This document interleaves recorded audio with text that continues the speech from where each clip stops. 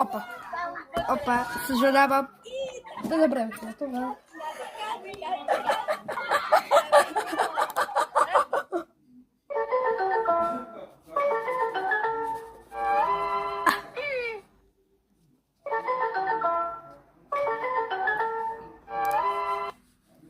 Клиент се качва в такси. Шофьорът бръднал без да иска.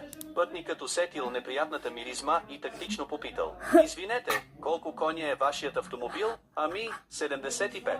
Май един от тях се е насрал.